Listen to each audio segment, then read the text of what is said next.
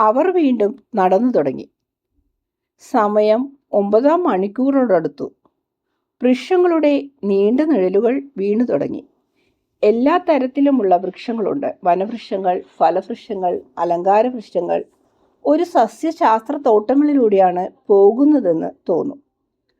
പറമ്പിൽ പണിയെടുക്കുന്ന ആളുകൾ എല്ലായിടത്തുമുണ്ട്. കടന്നു പോകുന്ന ഈ സംഘത്തിൽ ഒരു താല്പര്യവും ആരും കാണിക്കുന്നില്ല. ഈ സംഘം മാത്രമല്ല വഴിയിലുള്ളത്. പെസഹ തിരുനാളിൽ പങ്കെടുത്ത ശേഷം തിരിച്ചു പോകുന്ന ഇസ്രയേൽക്കാരുടെ സംഘങ്ങളുണ്ട്. മലമ്പ്രദേശത്തെ റോഡാണെങ്കിലും റോഡ് നല്ലതാണ്. മാറി മാറി വരുന്ന ദൃശ്യങ്ങൾ നിമിത്തം യാത്രക്കാർക്ക് ഒരു മുഷിച്ചിലും ഉണ്ടാകാറില്ല. അരുവികളും വെള്ളപ്പാച്ചിലുകളും ഇടയ്ക്കിടെയുണ്ട്. അവ വനത്തിലൂടെ വളഞ്ഞും പൊളഞ്ഞുമൊഴുകി ചിലപ്പോൾ പാറക്കെട്ടുകളിൽ ഒളിച്ചും പിന്നീട് പ്രത്യക്ഷപ്പെട്ടും ചിരിച്ചും തകർത്ത് കൊച്ചുകുട്ടികളെ പോലെ സന്തോഷം പ്രസരിപ്പിക്കുന്നു. മാർജിയ വീണ്ടും സന്തോഷവാനായി. ഓടക്കുഴലെടുത്ത് ഊതി നോക്കുന്നു. പക്ഷികളുടെ ശബ്ദം അനുകരിക്കാനാണ് ശ്രമം. എന്നാൽ ഏതാനും ദയനീയമായ അപസ്വരങ്ങൾ മാത്രമേ പുറത്തു വരുന്നുള്ളൂ. സംഘത്തിലെ വലിയ വിഷമക്കാരായ അംഗങ്ങൾക്ക് ഇതത്ര പിടിക്കുന്നില്ല. ബെർത്തലോമിയോയ്ക്ക് പ്രായാധിക്യം കൊണ്ട് കറിയോത്തുകാരന് വേറെ പല കാരണങ്ങൾ കൊണ്ടും വിഷമം. എന്നാൽ പ്രകടമായി ഒന്നും പറയുന്നില്ല. ബാലൻ ചൂളമടിച്ചുകൊണ്ട് ഓടി നടക്കുന്നു. 2 പ്രാവശ്യം അവൻ ഇങ്ങനെ ചോദിക്കുന്നുണ്ട്. വനത്തിനുള്ളിലുള്ള ഗ്രാമം ചൂണ്ടിക്കാണിച്ചുകൊണ്ട് അതാണോ എൻ്റെ നാട്? അവൻ വിവരണനാകുകയും ചെയ്യുന്നു. എന്നാൽ അവനെ ചേർത്ത് പിടിച്ചുകൊണ്ട് നടക്കുന്ന സൈമൺ പറയുന്നു, നിന്റെ ഗ്രാമം ഇവിടെ നിന്ന് വളരെ ദൂരെയാണ്. വരൂ, നമുക്ക് നോക്കാം. ആ മനോഹരമായ പൂവ് പറിച്ച് മേരിക്ക് കൊടുക്കാം. ഇതോടെ അവൻ്റെ ഉത്കണ്ഠ മാറി. സൂര്യൻ അസ്തമിച്ചു തുടങ്ങിയപ്പോൾ ബെത്സൂ കണ്ടു തുടങ്ങി. കുന്നിൻ മുകളിൽ ഒരു ഗ്രാമം. അങ്ങോട്ട് പോകുന്ന ചെറിയ വഴിയിലേക്ക് ഇറങ്ങിയപ്പോൾ ആട്ടിൻപറ്റങ്ങളെ കണ്ടു തുടങ്ങി. ഇവരെ അഭിവാദ്യം ചെയ്യാൻ ഓടിവരുന്ന ഇടയന്മാരുടെ ഗണവും. മേരിയും കൂട്ടത്തിലുണ്ടെന്ന് കണ്ട് സ്വന്തം കണ്ണുകളെ വിശ്വസിക്കാൻ കഴിയാതെ അത്ഭുതപ്പെട്ട് ഇരു കൈകളും പൊക്കി തന്നെ പിടിച്ച് ഏലിയാസ് നിൽക്കുന്നു. നിനക്ക് സമാധാനം ഏലിയാസേ, ഇത് ഞാൻ തന്നെയാണ്. ഞങ്ങൾ വാക്കു തന്നിരുന്നില്ലേ? എന്നാൽ ജെറുസലേമിൽ വെച്ച് കാണാൻ കഴിഞ്ഞില്ല. സാരമില്ല, ഇപ്പോൾ കാണുന്നല്ലോ, മേരി കാരുണ്യം നിറഞ്ഞു പറയുന്നു. ഓ അമ്മ, അമ്മ! ഏലിയാസിന് എന്താണ് പറയേണ്ടതെന്ന് തന്നെ അറിഞ്ഞുകൂടാ. അവസാന വാക്കുകൾ കിട്ടി. കൊള്ളാം. ഇപ്പോൾ ഞാൻ പെസഹ ആഘോഷിക്കുകയാണ്. അന്നത്തെ പോലെ തന്നെ, അല്പം ഭേദമെന്ന് പറയാം. തീർച്ചയായും ഏലിയാസേ, ഇന്നത്തെ ഞങ്ങളുടെ കച്ചവടം നല്ലതായിരുന്നു. ഒരാട്ടിൻ കുഞ്ഞിനെ ഇന്ന് കൊല്ലാം. ദയവായി ഞങ്ങളുടെ എളിയ അത്താഴത്തിന് അതിഥികളായി വരണമേ. ലേവിയും ജോസഫും കൂടെ യാചിക്കുന്നു. ഇന്നു ഞങ്ങൾക്കാകെ ക്ഷീണമാണ്. നാളെ ആകട്ടെ. കേൾക്കൂ, നിങ്ങളൊരു ഏലീശായെ അറിയുമോ? സാമുവേലിൻ്റെ മകൻ എബ്രഹത്തിൻ്റെ ഭാര്യ. അറിയും. ബെത്സൂറിലുള്ള അവളുടെ വീട്ടിലാണ് അവൾ താമസിക്കുന്നത്. എന്നാൽ അബ്രഹാം നേരത്തെ മരിച്ചു. അയാളുടെ പുത്രന്മാർ കഴിഞ്ഞ വർഷം മരിച്ചു. മൂത്തവൻ മരിച്ചത് ഏതാനും മണിക്കൂർ മാത്രമുണ്ടായ രോഗം കൊണ്ടാണ്. രോഗം എന്തായിരുന്നുവെന്ന് ആർക്കും അറിഞ്ഞുകൂടാ. മറ്റവൻ വളരെ സാവധാനത്തിൽ ക്ഷീണിച്ചു മരിച്ചു. ചെറുപ്രായമായ ആടിൻ്റെ പാല് നല്ലതാണെന്ന് വൈദ്യൻ പറഞ്ഞതിനാൽ ഞങ്ങൾ പ്രായം കുറഞ്ഞ ഒരാടിൻ്റെ പാൽ അവൾക്ക് കൊടുത്തു. അതുപോലെ എല്ലാ ഇടയന്മാരും കൊടുത്തു. അവൻ കുറേയേറെ പാൽ അങ്ങനെ കുടിച്ചു. പാവം അമ്മ. പാലിന് എല്ലായിടത്തേക്കും വാളയിച്ചതാണ് പറ്റിയത്. എന്നാൽ അവന് ഒരു വ്യത്യാസവും വന്നില്ല. ഞങ്ങൾ ഒരു ദിവസം ചെന്ന് അന്വേഷിച്ചു. അപ്പോൾ അവൻ ഭക്ഷണമൊന്നും കഴിക്കുന്നില്ല എന്നറിഞ്ഞു. പിന്നെ ഞങ്ങൾ ആധാറിലേക്ക് തിരിച്ചു വന്നപ്പോൾ കേട്ടു അയാൾ മരിച്ചിട്ട് 2 മാസമായെന്ന്. എൻ്റെ സ്നേഹിത പാവം. ദേവാലയത്തിലായിരുന്നപ്പോൾ അവൾക്ക് എന്നോട് വലിയ താല്പര്യമുണ്ടായിരുന്നു. പിന്നെ നമ്മുടെ കാരണവന്മാർ വഴി സ്വല്പം ബന്ധവും ഉണ്ടായിരുന്നു. അവൾ നല്ലവളായിരുന്നു. അബ്രഹാത്തെ വിവാഹം ചെയ്യാനാണ് അവൾ പോയത്. അവളുടെ ശൈശവത്തിൽ തന്നെ ആ വിവാഹം നിശ്ചയിച്ചു കഴിഞ്ഞതാണ്. എന്നേക്കാൾ 2 വർഷം മുമ്പാണ് അവൾ പോയത്. കടിഞ്ഞൂൽ പുത്രനെ കാഴ്ചവെക്കാൻ അവൾ ദേവാലയത്തിൽ വന്നത് ഞാൻ ഓർക്കുന്നു. അവൾ എനിക്ക് ആളയച്ചു. എനിക്ക് വേണ്ടി തന്നെ അല്ലായിരുന്നു. പിന്നീടൊരിക്കൽ ഒറ്റയ്ക്ക് അവളോടുകൂടെ കുറച്ചു സമയം ചെലവഴിക്കാൻ ചെല്ലണമെന്നും അറിയിച്ചു. ഇപ്പോൾ അവൾ ഏകയായി. ഓ, ഞാൻ വേഗം ചെന്ന് അവളെ ആശ്വസിപ്പിക്കേണ്ടതാണ്. നിങ്ങളിവിടെ നിൽക്കൂ, ഞാൻ ഏലിയാസിൻ്റെ കൂടെ പോയിക്കൊള്ളാം. ഞാൻ ഒറ്റയ്ക്കേ അകത്ത് കടക്കുന്നുള്ളൂ. ദുഃഖിക്കുന്നിടത്ത് നമ്മൾ ആദരവ് കാണിക്കണമല്ലോ. തീർച്ചയായും വരണം, എപ്പോഴും വരണം. എന്നാൽ മറ്റുള്ളവരാരും വരണ്ട. എൻ്റെ പ്രിയ കുഞ്ഞെ, നീയും വരേണ്ട. നിനക്ക് വിഷമം വരും. ഈശോ വരൂ. ഗ്രാമത്തിലെ മൈതാനത്ത് ഞങ്ങളെ കാത്തിരുന്നു കൊള്ളുക. രാത്രി ചെലവഴിക്കാൻ ഒരു പാർപ്പിടം അന്വേഷിക്കണം. ദൈവം നിങ്ങളോടുകൂടെ, ഈശോ പറയുന്നു. ഏലിയാസിനെ മാത്രം കൂട്ടിക്കൊണ്ട് ഈശോയും മേരിയും കൂടെ ഒരു വലിയ വീട്ടിലേക്ക് പോകുന്നു. അതാകെ അടച്ചിട്ടിരിക്കുകയാണ്. ഒരു സ്വരവും കേൾക്കാനില്ല. ഇടയൻ അയാളുടെ വടികൊണ്ട് വാതിൽക്കൽ മുട്ടുന്നു. ഒരു വേലക്കാരി ചെറിയ ജനലിലൂടെ നോക്കുന്നുണ്ട്. ആരാണ് മുട്ടിയതെന്ന്? ആരാണ്? അവൾ ചോദിച്ചു.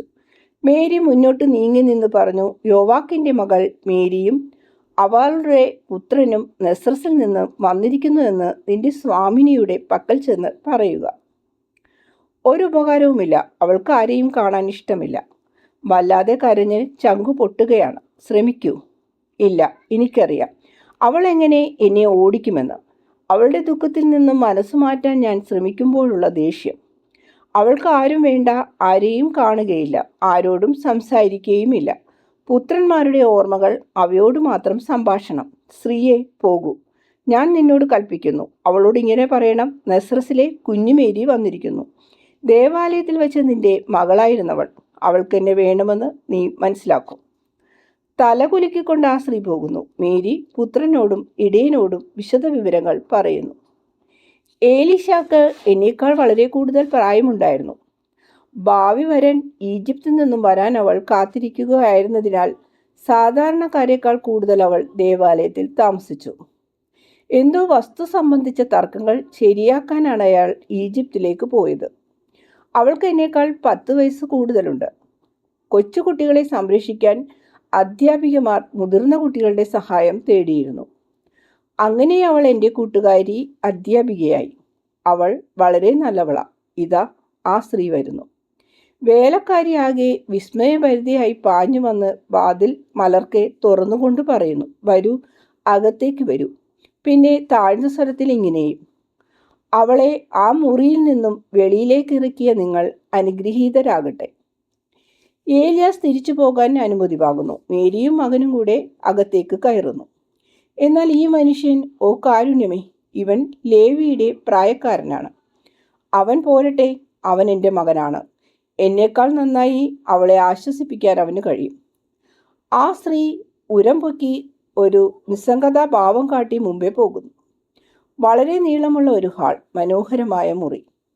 എന്നാൽ എല്ലാം ശോകമൂകം.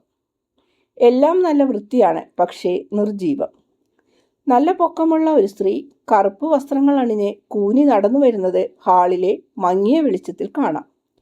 എൻ്റെ പ്രിയ ഏലീശ, ഇതു മേരിയാണ്. ഓടിച്ചെന്ന് അവളെ ആലിംഗനം ചെയ്തുകൊണ്ട് മേരി പറയുന്നു. മേരി, നീയോ? ഞാൻ വിചാരിച്ചത് നീയും മരിച്ചു പോയെന്നാണ്. എന്നോട് അങ്ങനെയാ പറഞ്ഞത്. എപ്പോഴോ അത് ഞാൻ ഓർക്കുന്നില്ല. എൻ്റെ തല പൊള്ളയാ. എന്നോട് പറഞ്ഞത് അനേകം അമ്മമാർ മരിച്ച കൂട്ടത്തിൽ നീയും മരിച്ചെന്ന. പൂജകരുടെ വരവ് കഴിഞ്ഞപ്പോൾ, എന്നാൽ നീ രക്ഷകന്റെ അമ്മയാണെന്നാരോ എന്നോട് പറഞ്ഞു. ഇടയന്മാരായിരിക്കാം ഒരു പക്ഷേ. ഓ, ആ ഇടയന്മാർ! സ്ത്രീ പൊട്ടിക്കരയുന്നു. ആ പേര് എന്നോട് പറയരുതേ. ലേവിയുടെ ജീവൻ രക്ഷിക്കാൻ ഉണ്ടായിരുന്ന അവസാന പ്രതീക്ഷ എന്നെ ഓർമ്മിപ്പിക്കുന്നു. എന്നാലും അതെ, ഒരിടയനാണ് രക്ഷകനെക്കുറിച്ച് എന്നോട് പറഞ്ഞത്. എൻ്റെ മകനെ ഞാൻ കൊന്നു. ജോർഡാനിനരികെ മിശിഹ ഉണ്ടെന്ന് പറയുന്നത് കേട്ട് ഞാൻ അവനെ അങ്ങോട്ട് കൊണ്ടുപോയി. അതുകൊണ്ടാണ് അവൻ മരിച്ചത്. എന്നാൽ അവിടെ ആരും ഉണ്ടായിരുന്നില്ല. എൻ്റെ മകൻ തിരിച്ചു വന്നതേ മരിച്ചുപോയി. തണുപ്പടിച്ചും ക്ഷീണം വർദ്ധിച്ചും ഞാനാണ് അവനെ കൊന്നത്. എന്നാൽ കൊലയാളിയാകണമെന്ന് ഞാൻ വിചാരിച്ചില്ല. എന്നോട് പറഞ്ഞത് അവൻ മിശിഹ രോഗങ്ങൾ സുഖമാക്കുന്നുവെന്നാണ്. അതുകൊണ്ടാണ് ഞാൻ അങ്ങനെ ചെയ്തത്. ഇപ്പോൾ അവനെ കൊന്നതിന് എൻ്റെ മകൻ എന്നെ കുറ്റപ്പെടുത്തുന്നു. അല്ല ഏലീശ, നീ അങ്ങനെ വിചാരിക്കുന്നതാണ്. നിന്റെ മകൻ എൻ്റെ കയ്യിൽ പിടിച്ചുകൊണ്ട് എന്നോട് പറഞ്ഞത്, എൻ്റെ അമ്മയുടെ അടുത്തേക്ക് പോകൂ, രക്ഷകനെ അവളുടെ പക്കലേക്ക് കൊണ്ടുചെല്ലൂ എന്നാണ്. അവന് ഭൂമിയിലായിരുന്നതിനേക്കാൾ ഇപ്പോൾ കൂടുതൽ സന്തോഷമാണെന്നും പറഞ്ഞു. എന്നാൽ അമ്മയ്ക്ക് കരച്ചിൽ തന്നെ കരച്ചിൽ. എൻ്റെ ചുംബനങ്ങളും ഞാൻ മന്ത്രിക്കുന്ന വാക്കുകളുമൊന്നും അവൾക്ക് ശ്രദ്ധിക്കാൻ കഴിയുന്നതേയില്ല. പിശാച് ബാധിച്ചൊരു സ്ത്രീയെപ്പോലെയാണവൾ. ആ പിശാച് നിരാശയിലേക്ക് അവളെ തള്ളിയിടാൻ ശ്രമിക്കുന്നു. കാരണം ഞങ്ങളെ ഭിന്നിപ്പിക്കണമെന്നാണ് അവൻ്റെ ഉദ്ദേശം. ഇങ്ങനെ കരയുന്നതിന് പകരം അവൾ മനസ്സിൻ്റെ വിധേയത്തോടെ ദൈവം ചെയ്യുന്നതെല്ലാം നന്മക്കാണെന്ന് വിശ്വസിച്ചിരുന്നെങ്കിൽ ഞങ്ങൾ എന്നേക്കും ഒരുമിച്ചായിരിക്കുമായിരുന്നു. ഞങ്ങളുടെ അപ്പനും സഹോദരനും ഒന്നിച്ച് ഈശോയ്ക്ക് അത് ചെയ്യാൻ കഴിയും. അതിനാലാണ് ഞാൻ അവനെയും കൂട്ടി വന്നിരിക്കുന്നത്. നിനക്കവനെ കാണാൻ ആഗ്രഹമില്ലേ? മേരി ആ സാധുശ്രീയെ കരങ്ങളിൽ താങ്ങിക്കൊണ്ടാണ് ഇത്രയും സമയം സംസാരിച്ചത്. കാരുണ്യം നിറഞ്ഞു കവിയുന്ന വിധം അവളുടെ നരച്ച മുടി ചുംബിക്കുന്നുമുണ്ട്. ഓ, ഇത് ശരിയാണെങ്കിൽ ഡാനിയൽ എന്തുകൊണ്ടാണ് നിന്റെ അടുക്കൽ വന്ന് വേഗം പറയാതിരുന്നത്? എന്നാൽ നീ മരിച്ചുപോയെന്ന് കുറേ നാൾ മുമ്പ് ആരാ എന്നോട് പറഞ്ഞത്? ഞാൻ ഓർക്കുന്നില്ല, ഒട്ടും ഓർമ്മയില്ല. അതുകൊണ്ടായിരിക്കാം മിശിഹായുടെ പക്കലേക്ക് പോകാൻ ഞാൻ താമസിച്ചത്. എന്നാൽ അവര് പറഞ്ഞത് നീയും അവനും എല്ലാവരും ബെത്ലഹേമിൽ വെച്ചു മരിച്ചു പോയെന്നാണ്. ആരാണ് അങ്ങനെ പറഞ്ഞതെന്ന് ശ്രദ്ധിക്കേണ്ട. ഇങ്ങു വരൂ, നോക്കിക്കേ, എൻ്റെ മകൻ ഇവിടെ നിൽക്കുന്നു. അവൻ്റെ പക്കലേക്ക് വരൂ. നിന്റെ മക്കളെയും നിന്റെ മേരിയെയും സന്തോഷിപ്പിക്കൂ. നിന്നെ ഈ സ്ഥിതിയിൽ കാണുന്നത് ഞങ്ങൾക്ക് വേദനയാണെന്ന് നിനക്കറിയാമോ? ഇങ്ങനെ പറഞ്ഞുകൊണ്ട് ഏലീശായെ ഈശോയുടെ പക്കലേക്ക് കൊണ്ടുവരുന്നു. ഇതുവരെ നല്ല വെളിച്ചമില്ലാത്ത ഒരു മൂലയിൽ നിന്നിരുന്ന ഈശോ മുന്നോട്ട് വരുന്നു. വേലക്കാരി ഒരു വിളക്ക് കത്തിച്ച് ഉയരമുള്ള ഒരു അലമാരിയുടെ മുകളിൽ വെച്ചു. പാവം അമ്മ അവളുടെ തല ഉയർത്തുന്നു. ഇപ്പോൾ എനിക്ക് ആളെ മനസ്സിലായി. കാൽവരിയിൽ ഭക്തസ്ത്രീകളോടൊപ്പം ഞാൻ കണ്ട എലീശ ആ സ്ത്രീയാണ്. സ്നേഹപൂർവ്വം അവളെ ക്ഷണിച്ചുകൊണ്ട് ഈശോ ഇരുകരങ്ങളും അവളുടെ നേർക്ക് നീട്ടുന്നു. സാധുശ്രീ ഒരു നിമിഷത്തേക്ക് സംശയിക്കുന്നു. പിന്നീട് അവളുടെ കരങ്ങൾ ഈശോയുടെ കരങ്ങളിലേക്ക് കൊടുക്കുന്നു. എന്നിട്ട് ഉടനെ തന്നെ നെഞ്ചത്തേക്ക് വീണ് കരഞ്ഞുകൊണ്ട് പറയുന്നു, ലേവിയുടെ മരണത്തിന് ഞാൻ കാരണക്കാരിയല്ല എന്ന് എന്നോട് പറയണമേ. അവർ എന്നേക്കുമായി നഷ്ടപ്പെട്ടിട്ടില്ല എന്നെന്നോട് പറയണമേ. ഞാനും അറിയാതെ താമസിയാതെ അവരുടെ കൂടെയായിരിക്കുമെന്ന് എന്നോട് പറയണമേ. ശരി, ഞാൻ പറയാം, കേൾക്കൂ. അവർ ഇപ്പോൾ സന്തോഷിക്കുകയാണ്. കാരണം നീ എൻ്റെ കരങ്ങളിലാണ്. ഞാൻ താമസിയാതെ തന്നെ അവരുടെ പക്കലേക്ക് പോകും. അപ്പോൾ അവരോട് ഞാൻ എന്തു പറയണം? നീ കർത്താവിൻ്റെ നിശ്ചയത്തിന് വഴങ്ങുന്നില്ലെന്ന് പറയണമോ? അവരോട് ഞാൻ അത് പറയണമോ? ഇസ്രയേലിലെ സ്ത്രീകൾ ദാവീദിന്റെ വംശത്തിൽപ്പെട്ടവർ ശക്തിയുള്ളവരും ജ്ഞാനമുള്ളവരുമല്ലേ? ആ പേര് നീ കളയണോ? വേണ്ട. നീ ഇത്രയും വേദനിക്കുന്നത് ഒറ്റയ്ക്ക് സഹിക്കുന്നതിനാലാണ്. നിന്റെ ദുഃഖവും ഇങ്ങനെയായാൽ സഹനം താങ്ങാൻ സാധ്യമല്ലാതാകും. മരണം നമ്മിൽ നിന്നെടുത്ത ആളുകളെക്കുറിച്ചുള്ള പ്രത്യാശയുടെ വാക്കുകൾ നീ ഇപ്പോൾ വിശ്വസിക്കുന്നതേയില്ല. നിങ്ങളെ ഞാൻ പുറത്തു കൊണ്ടുവരുമ്പോൾ ഞാൻ കർത്താവാണെന്ന് നിങ്ങളറിയും. എൻ്റെ അരൂപി നിങ്ങളിൽ ഞാൻ നിവേശിപ്പിക്കും. നിങ്ങൾ ജീവിക്കുകയും ചെയ്യും.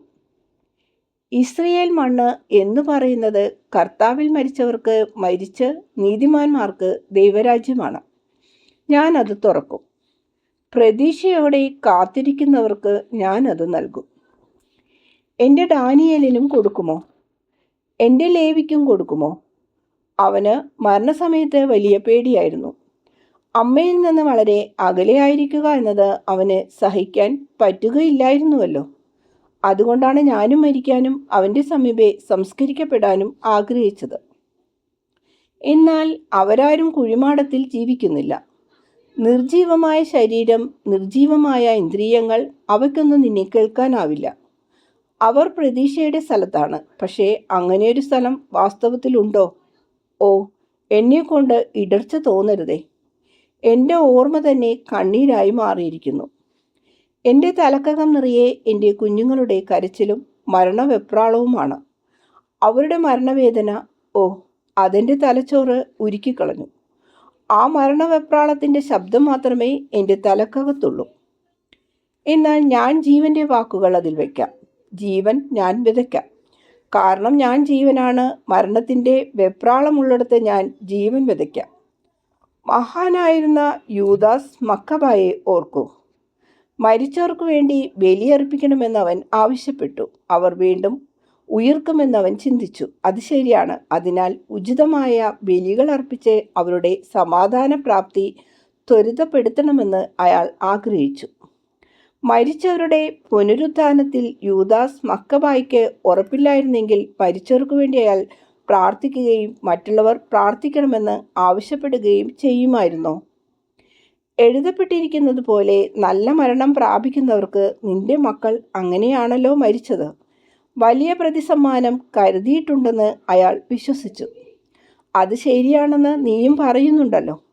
അതിനാൽ നിരാശ വിചാരിക്കാതെ മരിച്ചു പോയവർക്ക് വേണ്ടി ഭക്തിയോടെ പ്രാർത്ഥിക്കുക. ഞാൻ അവരുടെ പക്കലെത്തുന്നതിന് മുമ്പ് അവരുടെ പരിഹാര കടങ്ങളെല്ലാം തീർന്നിരിക്കാനായി. അങ്ങനെയാണെങ്കിൽ ഒരു നിമിഷം പോലെ വൈകാതെ അവർ എന്നോടൊപ്പം സ്വർഗത്തിലേക്ക് കയറും. കാരണം ഞാൻ വഴിയും സത്യവും ജീവനുമാണ്. ഞാൻ നയിക്കുന്നു, ഞാൻ സത്യം സംസാരിക്കുന്നു. എൻ്റെ സത്യത്തിൽ വിശ്വസിച്ച് എന്നെ അനുഗമിക്കാവുന്നവർക്ക് ഞാൻ ജീവൻ നൽകുന്നു. എന്നോടൊന്ന് പറഞ്ഞേ, മിശിഹായുടെ വരവിൽ നിന്റെ പുത്രന്മാർ വിശ്വസിച്ചിരുന്നോ? കർത്താവെ, തീർച്ചയായിട്ടും. എനിക്കവനെ സുഖപ്പെടുത്താൻ കഴിയുമെന്ന് ലേവി വിശ്വസിച്ചിരുന്നോ? എൻ്റെ കർത്താവെ, ഞങ്ങൾ വിശ്വസിച്ചിരുന്നു. നിന്നിൽ ഞങ്ങൾ പ്രത്യാശ വെച്ചിരുന്നു. എന്നാൽ ഒരു ഉപകാരവും ഉണ്ടായില്ല. വലിയ പ്രതീക്ഷയോടെ ഇരുന്നിട്ട് അവസാനം മനസ്സ് തളർന്നാണ് അവൻ മരിച്ചത്. സ്ത്രീ വീണ്ടും കരയാൻ തുടങ്ങുന്നു. ശാന്തമായിട്ടാണ് കരയുന്നതെങ്കിലും അവളുടെ ശോഭത്തിൽ എന്നതിനേക്കാൾ ആശ്വാസരഹിതയായിട്ടാണ് കരച്ചിൽ. അതുകൊണ്ട് ഉപകാരമൊന്നും ഉണ്ടായില്ലെന്ന് പറയരുത്. എന്നിൽ വിശ്വസിക്കുന്നവൻ അവൻ മരിച്ചു പോയവനാണെങ്കിലും എന്നേക്കുമായി ജീവിക്കും. സ്ത്രീയെ, നേരം ഇരുട്ടായി കഴിഞ്ഞല്ലോ. ഞാൻ എൻ്റെ അപ്പസ്തോലന്മാരുടെ പക്കലേക്ക് പോകട്ടെ. അമ്മ നിന്നോടുകൂടെ ഇവിടെ താമസിച്ചു കൊള്ളും. ഓ, ദയവായി നീയും ഇവിടെ താമസിക്കാമോ? നീ പോകുകയാണെങ്കിൽ എൻ്റെ പീഡകൾ വീണ്ടും ആരംഭിക്കുമോ എന്ന് ഞാൻ പേടിക്കുന്നു. നിന്റെ വാക്കുകളുടെ ശബ്ദത്തിൽ എന്നിലെ കൊടുങ്കാറ്റ് ശമിച്ച് ശാന്തത വന്നുകൊണ്ടിരിക്കുകയാണ്. ഒട്ടും പേടിക്കേണ്ട, മേരി നിന്റെ കൂടെയുണ്ടല്ലോ. ഞാൻ നാളെ വീണ്ടും വരാം. ഇടയന്മാരോട് എനിക്ക് ചില കാര്യങ്ങളെല്ലാം പറയാനുണ്ട്. നിന്റെ വീടിനടുത്ത് വന്നുകൊള്ളാൻ എനിക്ക് അവരോട് പറയാമോ? ഓ, തീർച്ചയായും. എൻ്റെ മകനു വേണ്ടി കഴിഞ്ഞ വർഷം അവർ വന്നിരുന്നു. വീടിൻ്റെ പിൻഭാഗത്തൊരു ഫലവൃക്ഷത്തോട്ടവും സാധാരണ മുറ്റവുമുണ്ട്. അന്ന് ചെയ്തതുപോലെ അവർക്ക് അങ്ങോട്ട് പോകാം. ആടുകളെയും അവിടെ ആക്കാം. ശരി, ഞാൻ വരാം. നല്ല മിടുക്കിയായിട്ടിരിക്കണം. ദേവാലയത്തിൽ വെച്ച് മേരിയെ നിന്റെ സൂക്ഷത്തിന് ഏൽപ്പിച്ചിരുന്നു എന്നോർക്കുന്നില്ലേ? ഈ രാത്രിയിലും അവളെ ഞാൻ നിന്നെ ഏൽപ്പിക്കുന്നു. ഉവ്വ് കർത്താവേ, ഒരു ഉത്കണ്ഠയും വേണ്ട. അവളുടെ കാര്യം ഞാൻ നന്നായി അന്വേഷിച്ചു കൊള്ളാം. അവളുടെ അത്താഴത്തിൻ്റെയും വിശ്രമത്തിൻ്റെയും കാര്യങ്ങളെല്ലാം ഞാൻ നോക്കിക്കൊള്ളാം. ഈ വക കാര്യങ്ങളെക്കുറിച്ച് ഞാൻ ചിന്തിക്കുക പോലും ചെയ്യാതെ എത്ര നാളായിപ്പോൾ. മേരി, ഇന്നെൻ്റെ മുറിയിൽ നീ ഉറങ്ങാമോ? ലേവിക്ക് രോഗമായപ്പോൾ അവൻ എൻ്റെ മുറിയിലാണ് കിടന്നിരുന്നത്. ഞാൻ എൻ്റെ മകൻ്റെ കിടക്കയിൽ കിടന്നുകൊള്ളാം. നീ എൻ്റെ കിടക്കയിലും. അപ്പോൾ അവൻ്റെ നേരിയ ശ്വാസം എനിക്ക് കിട്ടുന്നത് പോലെ തോന്നും. അവൻ എപ്പോഴും എൻ്റെ കയ്യിൽ പിടിച്ചുകൊണ്ടാണ് ഉറങ്ങിയിരുന്നത്. ശരി ഏലീശ, എന്നാൽ അതിനു മുമ്പ് നമുക്ക് അനേകം കാര്യങ്ങൾ പറയാനുണ്ട്. വേണ്ട, നീ ക്ഷീണിച്ചാണ് ഇരിക്കുന്നത്. നീ കിടന്നുറങ്ങണം. നീയും. ഓ, ഞാനോ? ഞാൻ ഉറങ്ങിയിട്ട് മാസങ്ങളോളമായി. ഞാൻ കരയുന്നു. വേറൊന്നും ചെയ്യാൻ എനിക്ക് കഴിയുന്നില്ല. ഇന്ന് രാത്രിയിൽ കരയുന്നതിന് പകരം നമ്മൾ പ്രാർത്ഥിക്കും. എന്നിട്ട് കിടന്നുറങ്ങും. പരസ്പരം കൈപിടിച്ചുകൊണ്ട് കിടന്നുറങ്ങും. മകനെ, നിനക്ക് പോകാം.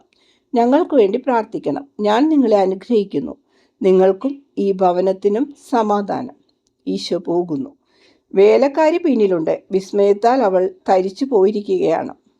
എൻ്റെ കർത്താവേ, എന്തൊരത്ഭുതം, എന്തൊരത്ഭുതം! എത്ര മാസങ്ങൾ കഴിഞ്ഞു അവൾ ഒരു വാക്കു പറഞ്ഞിട്ട്, സുബുദ്ധി കാണിച്ചിട്ട്. ഓ, എന്തൊരത്ഭുതം! ഇങ്ങനെ തന്നെ അവൾ ആവർത്തിച്ച് പറയുന്നു. എല്ലാവരും പറഞ്ഞത് അവൾ അവസാനം ഭ്രാന്തായി മരിക്കുമെന്നാണ്. എനിക്ക് സങ്കടമായി. കാരണം അവൾ നല്ലവളാണ്. അതെ, അവൾ നല്ലവളാണ്. അതിനാൽ ദൈവം അവളെ അനുഗ്രഹിക്കും. സ്ത്രീയെ, ദൈവം നിന്നോടുകൂടെ. നിനക്കും സമാധാനം ഉണ്ടായിരിക്കട്ടെ. പുറത്ത് ഇരുട്ടായി. ഈശോ വഴിയിലേക്കിറങ്ങി നടക്കുന്നു. ദർശനം അവസാനിക്കുന്നു.